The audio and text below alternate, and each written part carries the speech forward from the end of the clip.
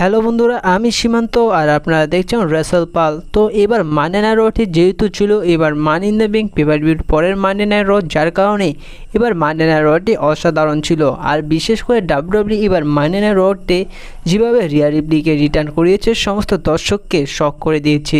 কারণ Riya Ripley return নিয়ে কোনো আপডেট আসেনি, কোনো রিপোর্টই পাওয়া যায়নি যে রিয়া রিপ্লি রিটার্ন আসতে পারে। সমস্ত দর্শকরা অপেক্ষা করছিল কবে রিয়া রিপ্লি রিটার্ন করবে। যেহেতু এবার মানি না রোডে ডাব্লিউডাব্লিউ সবাইকে শকিং করে রিয়া রিপ্লিকে রিটার্ন করিয়েছে। আর এই রিটার্নের ভিডিওটি যেহেতু ডাব্লিউডাব্লিউ তাদের ইউটিউব চ্যানেলে যখন ছেড়েছিল তখন প্রায় 2.5 মিলিয়নের উপরে ভিউ চলে গিয়েছিল।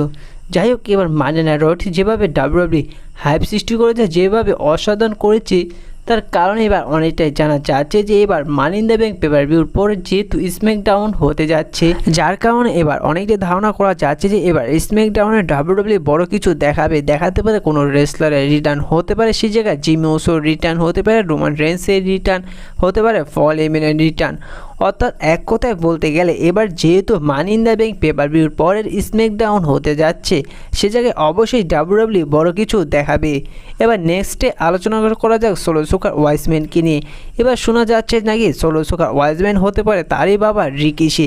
দেখুন, বর্তমানে সোলো সিকোয়ার ব্লাড লাইনের তার রাইট হ্যান্ড হিসাবে রয়েছে টামাটুঙ্গা এবং তার ইনফোসার রয়েছে চেকা ফাটু, এবং বর্তমানে তার ব্লাড লাইন সম্পূর্ণ হওয়ার জন্য দরকার ওয়াইজম্যান, সেটি ছিল পল হেইম্যান। কিন্তু পল হেইম্যান সোলো সিকোয়াকে তাকে ট্রাইবাল চিফ হিসাবে অ্যাকনলেজ না করায় সোলো সিকোয়া তিনি পল হেইম্যানকে আক্রমণ করে তার ব্লাড লাইন থেকে বের করে দিয়েছে, যার কারণে সোলো সিকোয়ার ব্লাড লাইনকে কমপ্লিট করার জন্য এবং তিনি রিয়েল ট্রাইবাল চিফ দেখানোর জন্য তার অবশ্যই ওয়াইজম্যান দরকার।